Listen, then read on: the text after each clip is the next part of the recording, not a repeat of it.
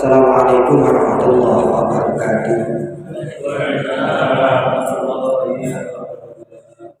Alhamdulillah, alhamdulillahilladzi bi ni'matihi tatimmus shalihat.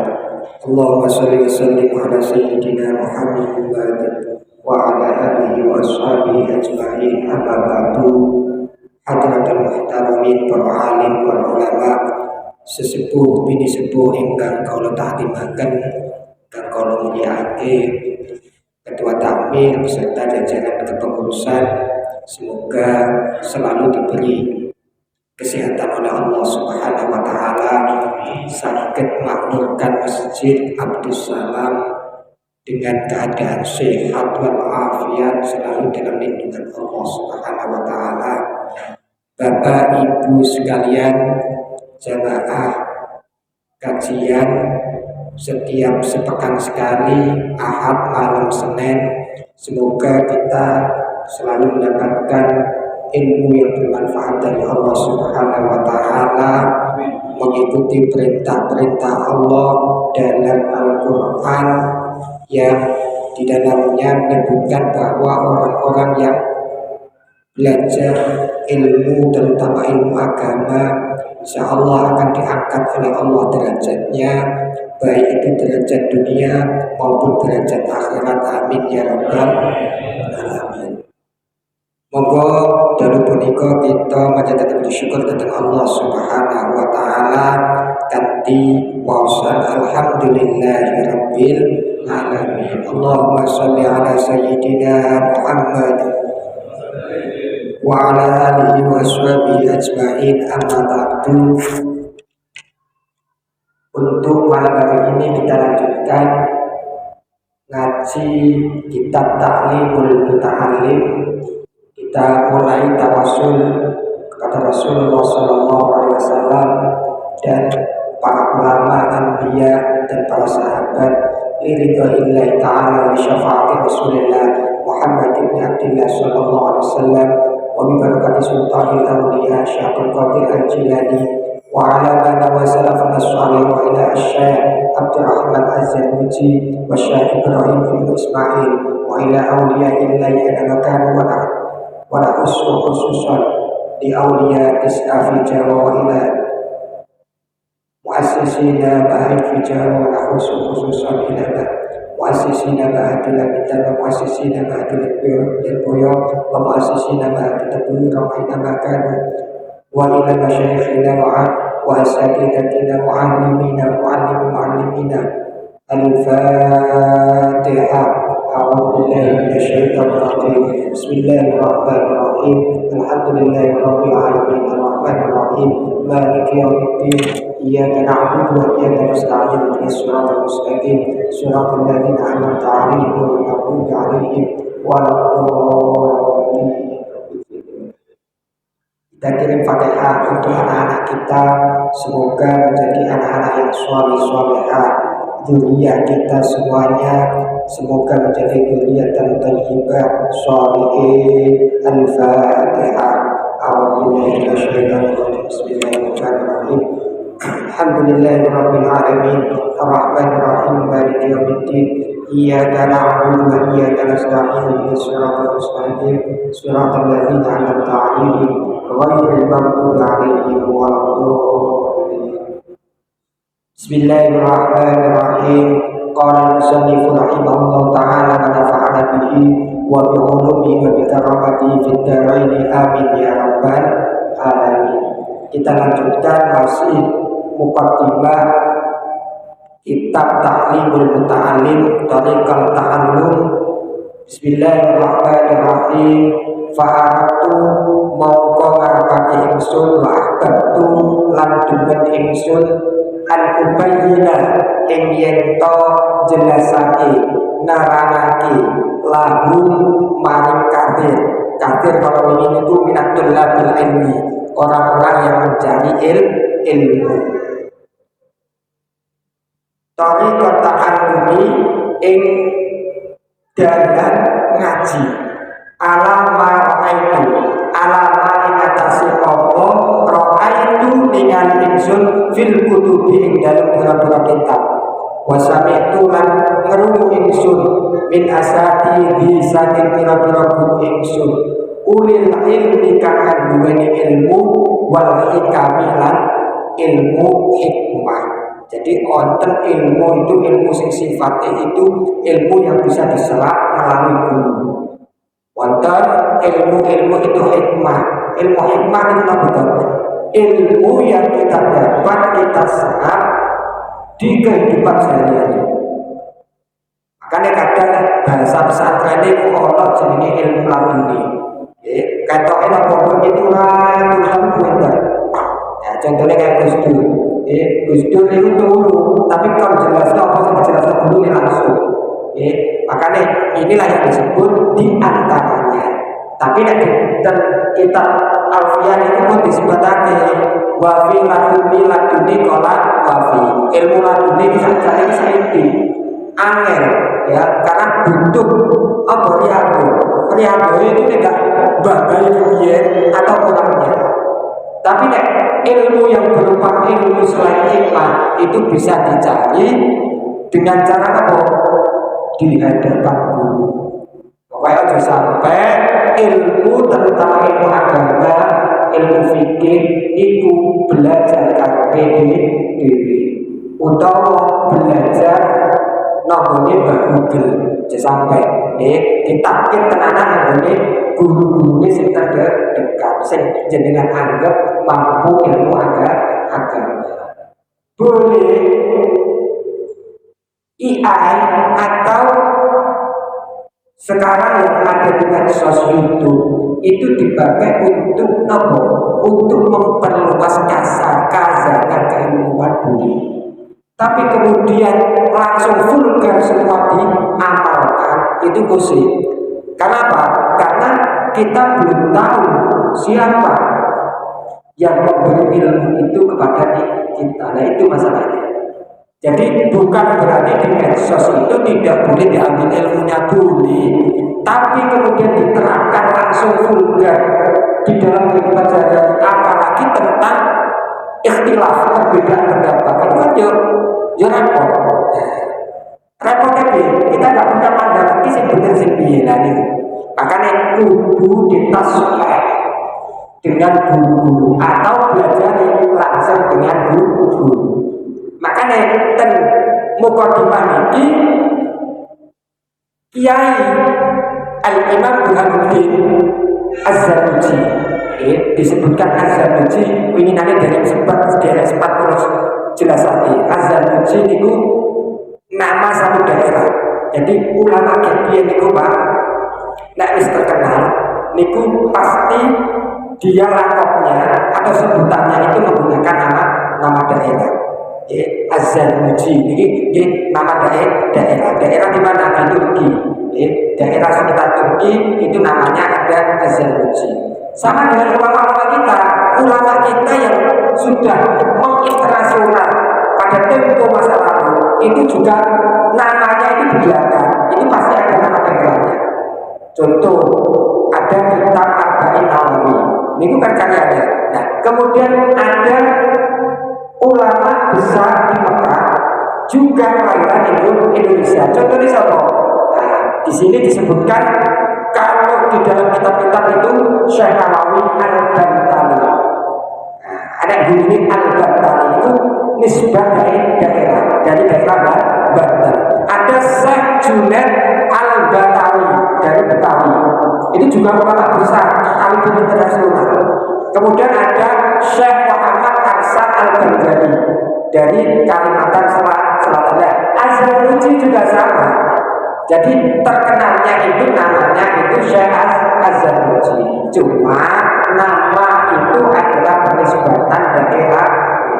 Nah, mulane kiai-kiai kita nggih sing duwe pondok pesantren niku namanya itu lebih lengkap nama daerahnya ketimbang nama pondoknya.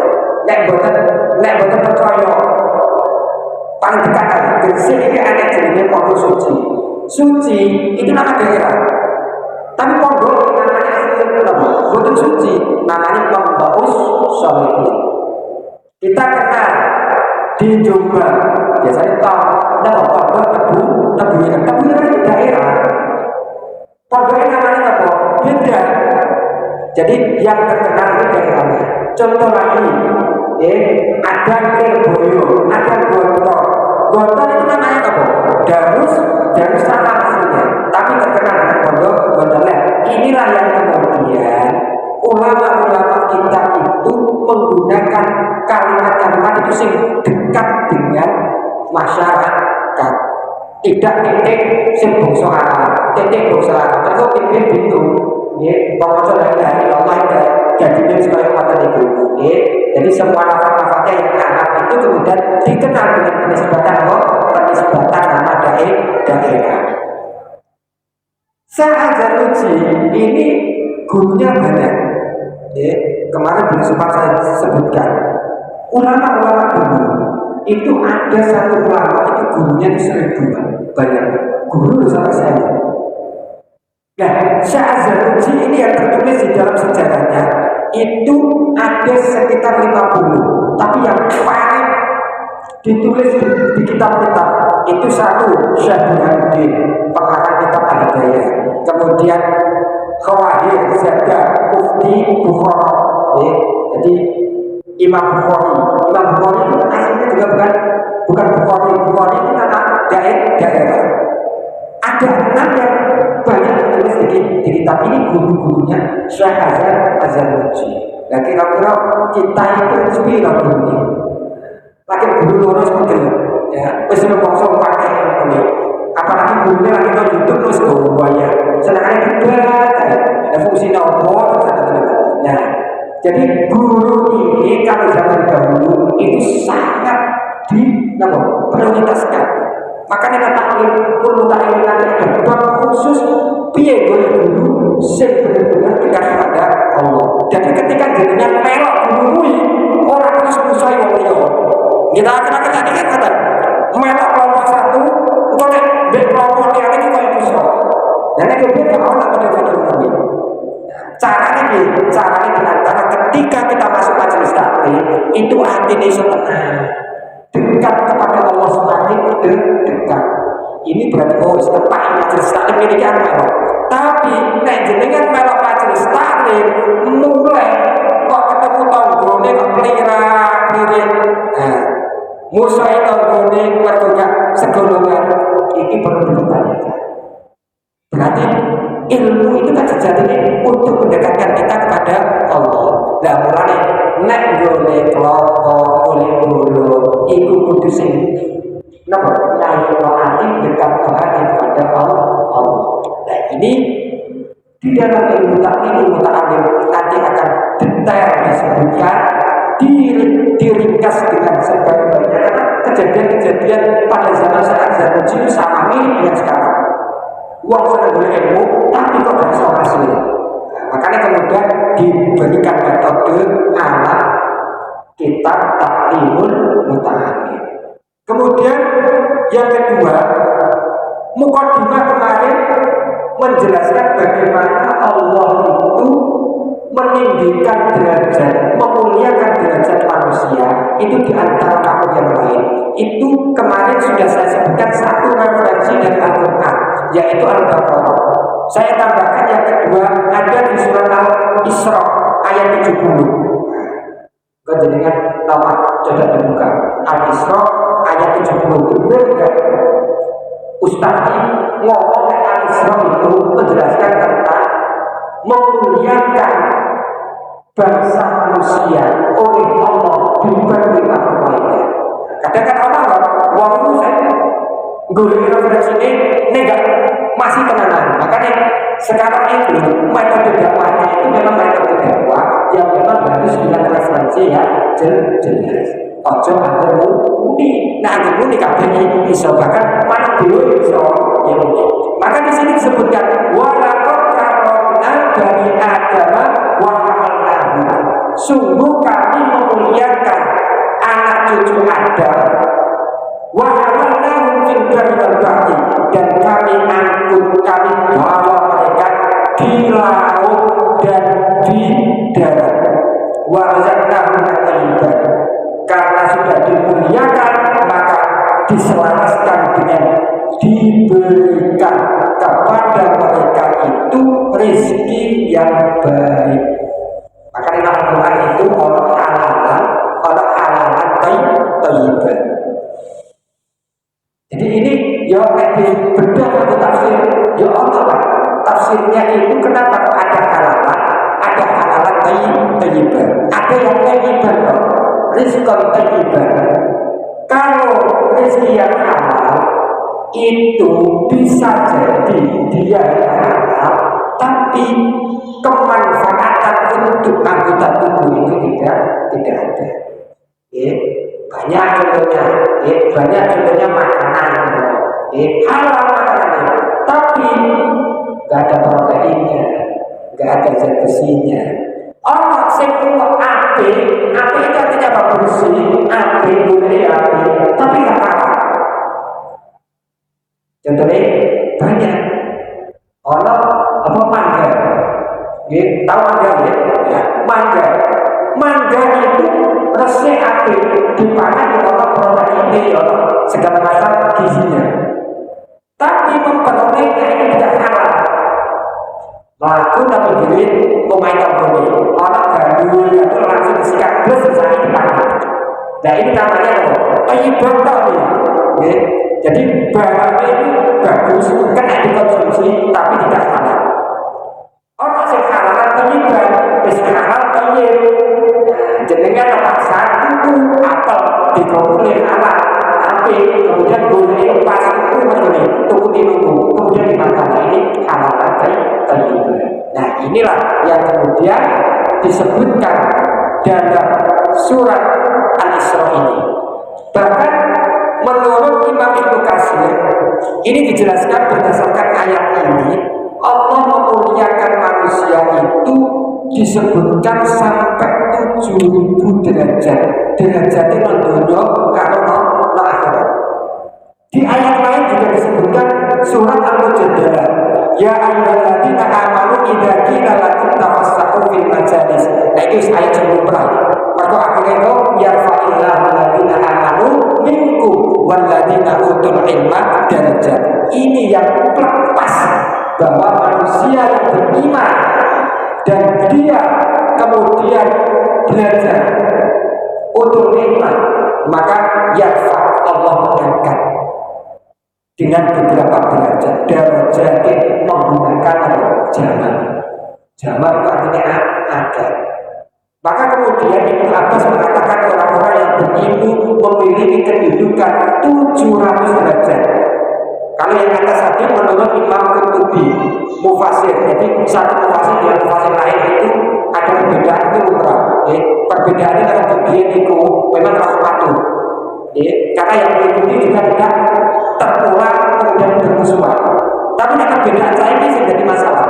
Beda seperti itu terjadi permusuhan yang beda. Contoh Imam Syafi'i, kalau Imam Malik itu kan beda. Yang satu pakai kunut, yang satu tidak. Tapi ketika di daerahnya orang yang Imam Syafi'i berkunut ke daerahnya Imam Malik juga tidak memakai kunut. Kenapa? Karena hormat pada mujtahid. Nah sekarang masalahnya itu malah anggotanya dijak musuhan.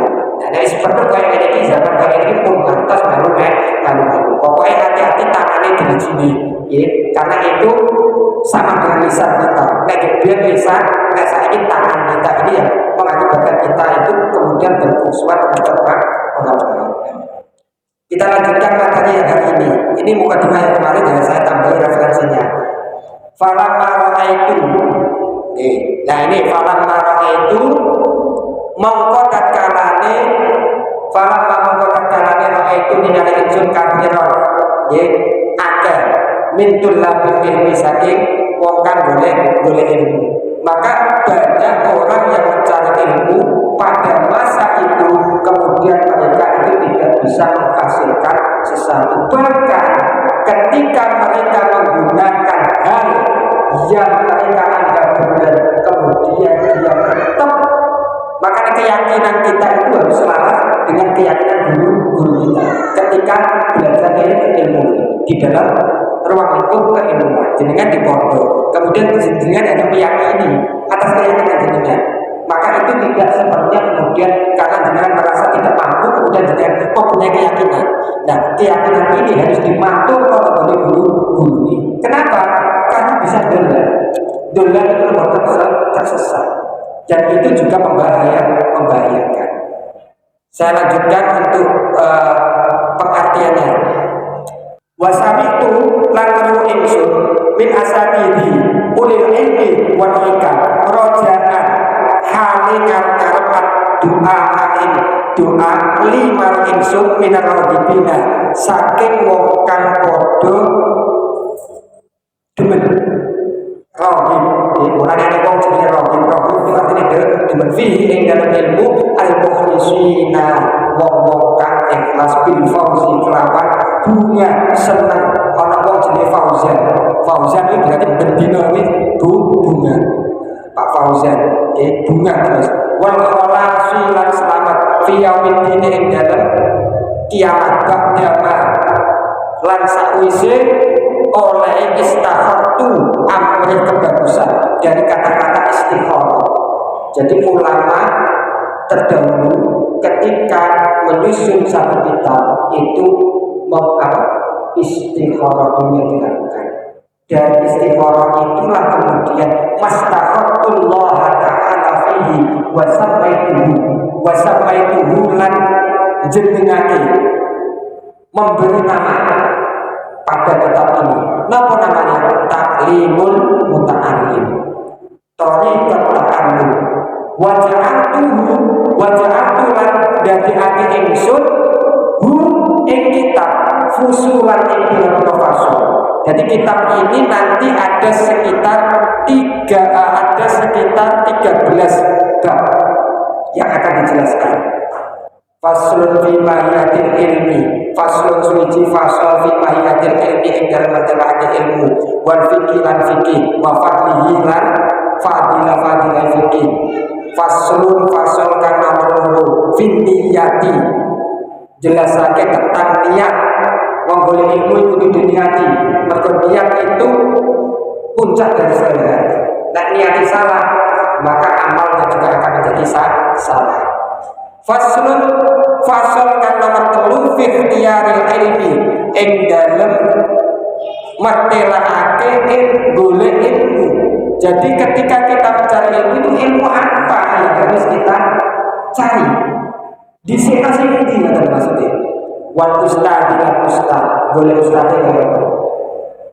Kok nang aku satu golek ilmu nang ustad iki. Tapi gak ada aku dekat kepada Allah. Maka itu harus diperhatikan. Mulai kenapa belajar itu harus langsung dengan ustaz? Karena kita tahu halnya ustaz. Setiap hari ustaz kayak dan itu akan menjadi sulit teladan kita. Mulai kenapa pesantren itu seperti itu. Tahu bagaimana ustaznya, kiainya setiap hari, mulai begini cara makannya, kemudian cara berpakaiannya, ketika bertemu dengan teman ini koyo nopo. Ini yang terpenting. Kemudian faslun suwijine fasol fil jiddi ing dalem temenanan wal muadzabah ajib itu istiqomah. Ada fasol nanti yang menjelaskan tentang istiqomah. Faslun fasol kang kaping 4 fi taqdimil ilmi wa ahlihi. Nah ini lagi viral tadi ya. Bagaimana cara memuliakan ilmu dan pemilik ilmu. Memuliakannya ilmu. Sehingga kenapa sekarang terjadi fenomena kayak kemarin ada Trans TV sebegitunya.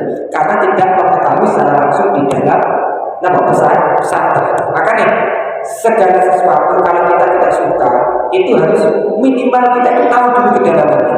Kenapa? Karena dakwah juga sama. Jangan dengan dari itu ketika ada orang seperti ini jenengan harus mengetahui istilahnya itu kebatinan seseorang tersebut. Aja langsung sampai nyarani. Ini walaupun jenengan nyarani itu benar itu akan menjadikan orangnya belum bisa terbuka. Seperti umpama kalau pesantren harusnya masuk pesantren dulu. Kenapa sih kok melakukan A, B, C, D, E? Kok kemudian ada alasan begini? Nah di sini akan terjadi dialog sehingga Tapi nek sak dulunya kok wis ngerokno sih, maka orang setelahnya itu juga akan menutup diri, bahkan cenderung menutup, gak mau diskusi. Ya, apa yang bodoh, Pak? Kalau kejanggalan sesuatu di masyarakat itu juga sama. Jangan kemudian kita itu plak langsung ini nyatakan dan lain sebagainya. Maka kita harus masuk ke batinan. Pada pulang saja ini, Ustaz, pulang saja ini. Iku ojo dipaksa kacilin merbino kita. Kayak bocah itu kudu kayak kita. Jangan gitu. Maka kita harus masuk ke dalam pikiran mereka, ikatan mereka. Maka ini ilmu akan mudah terserah. Sama seperti itu. Jadi harus masuk ke dalam kebatinan. Maka kemudian pasal ini atau bab ini akan menjelaskan yang pertama tentang hakikat ilmu dan keutamaannya. Maka Syekh Az-Zarnuji membicarakan perihal kewajiban menuntut ilmu dan tidak itu bagaimana kemudian seseorang itu menganalogikan bahwa keutamaan Nabi Adam terhadap malaikat.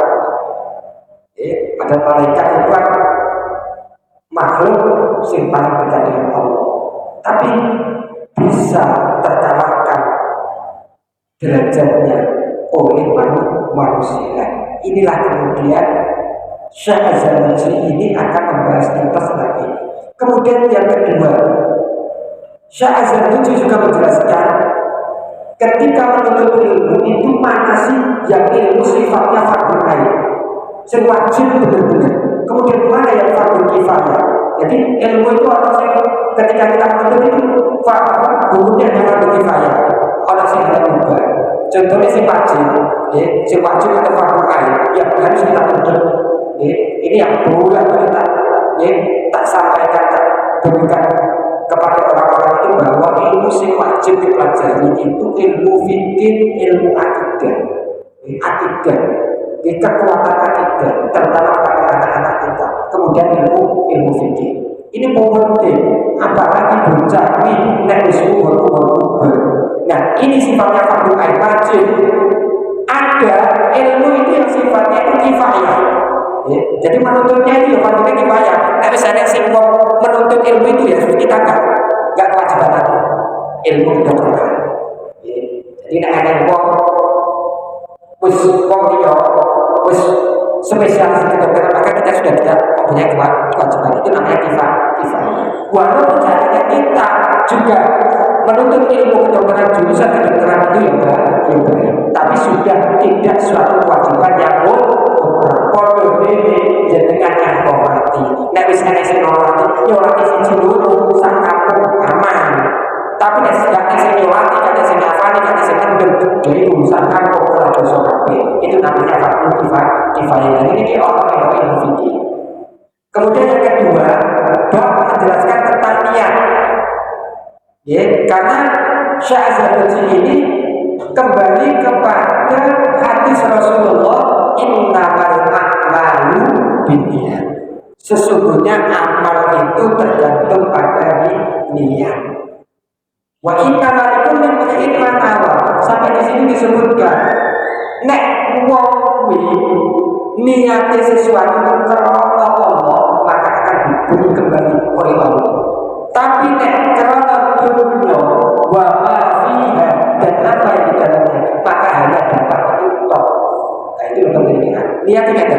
Pada pentingnya itu pergi pasar atau ke mall, nek orang nggak dengan konsep, terutama ibu biasanya. Iku nek di konsep pasar, nek konsep sing ditunggu A, B, C, D, E, F, G. Lah iki yang disebutnya. Nek gak di konsep orang langsung doyan ke pasar, utawa mall. Sembarang kali orang BP ini kabeh. Akhirnya bercukup, Joko Magno. Aku ketemu sepatu, mana gak ketemu sepatu. Maka gagal. Nah, inilah pentingnya ya. Coba kalian di konsep, saya butuh sepatu, 2 ada laptop, 3 kopiah. Nah, maka sampai sana sesuai dengan konsep. Oh, boleh sepatu sih, boleh kopiah sih. Selesai, kemudian baru cara lain CDP ini nek DEI kisah. Ya nek DEI lah. Maka inilah yang disebut niat, mengkonsep. Nah, mengkonsep maka apa yang kita lakukan akan sesuai dengan harapan. Yang ketiga, nanti akan ada bab tentang memilih ilmu, guru, dan memilih teman. Kita bermasyarakat semua boleh dikocok, tapi sing menjadi benar-benar besti itu harus dipilih. Cara bahasa saya ini kan besti ini harus pakai kocok tangan gitu lah. Tapi pada dasarnya semua itu harus kita temani. Kalau orang pilih-pilih, tapi sing benar-benar menjadi teman akrab. Kenapa Kanjeng Nabi itu menjadi sukses selama hidupnya?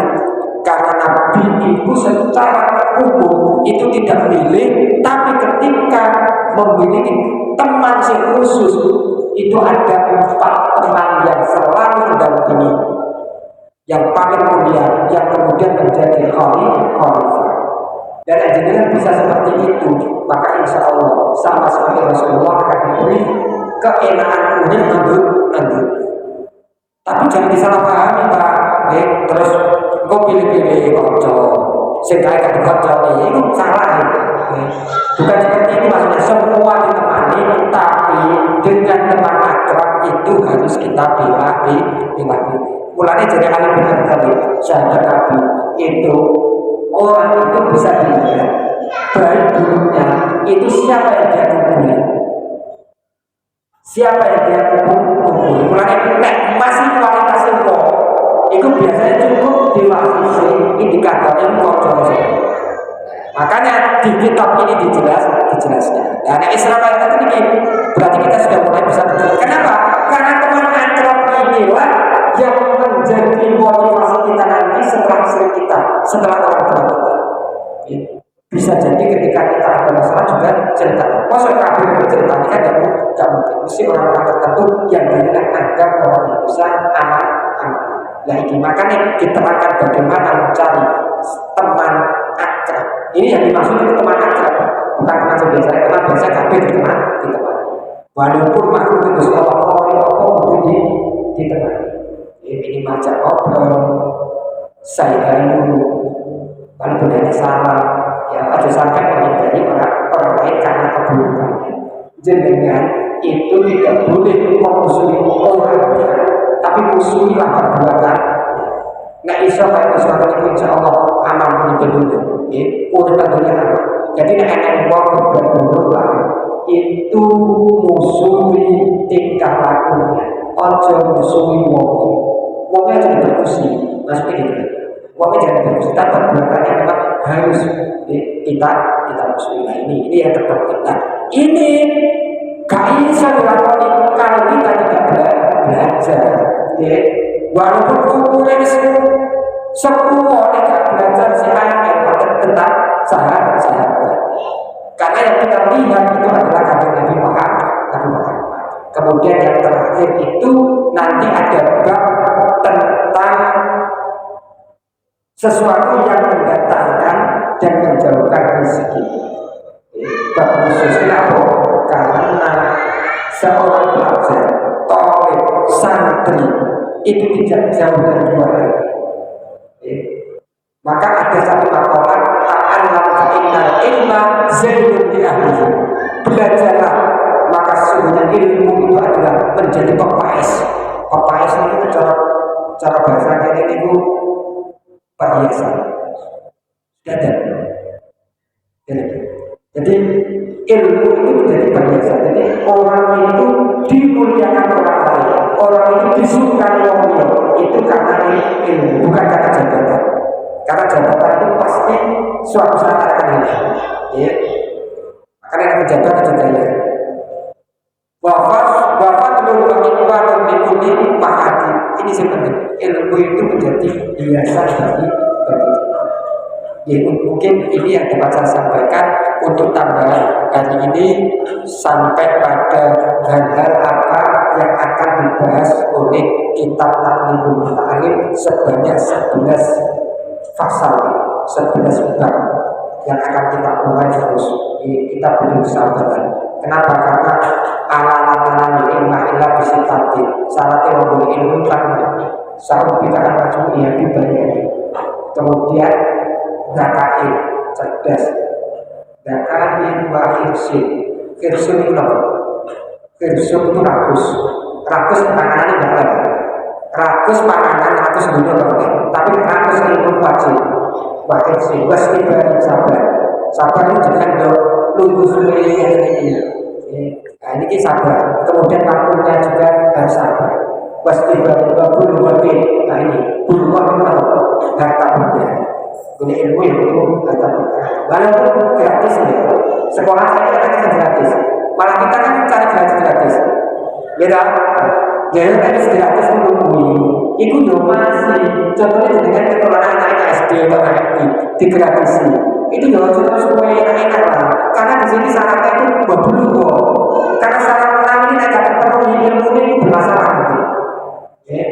Yang minimal itu masih kok ini kurang apa ya baru ya coba senang dengan gratisan. Gratisan itu bagus, tapi kita harus ingat tentang ilmu orang harta benda yang harus kita keluarkan untuk mencari ilmu. Orang satu kisah itu dua saudara di Damaskus. Jadi suatu ketika itu di Damaskus itu ada tukang gali kubur. Itu orang bangga itu Pak Tolong gali satu kuburan.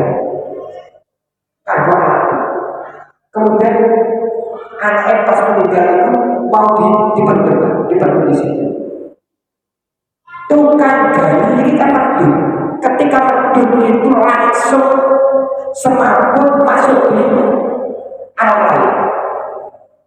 Di alam lain itu melihat orang ini itu dimuliakan luar biasa. Selesai. Kemudian sadar. Setelah sadar, berapa bulan kemudian, wong itu Pak gali Pak yang lain satu lagi. Masa mainnya iya agak secoy. Akhirnya digali. Ketika digali kejadiannya sama. Ketika nampak kita ini mau langsung semabuk. Ketika semabuk itu orang yang baru dimasukkan oleh lahan itu terlihat di matanya di alam sana itu satu langsung ditampari seseorang yang kata dibayar Rasul dan kemudian ditaruh di tempat yang tepat itu sangat luar biasa. Saya cerita ketika sadar dia boleh Allah sehingga akhirnya kalau boleh ketemu kemudian dia ini kapan aja nih? Dulu gue kayak apa? Masya Allah, pulau itu diimban yang luar biasa. Ketika menguburkan anaknya, saya itu dalam keadaan semabuk. Kemudian di situ kemudian saya diperlihatkan.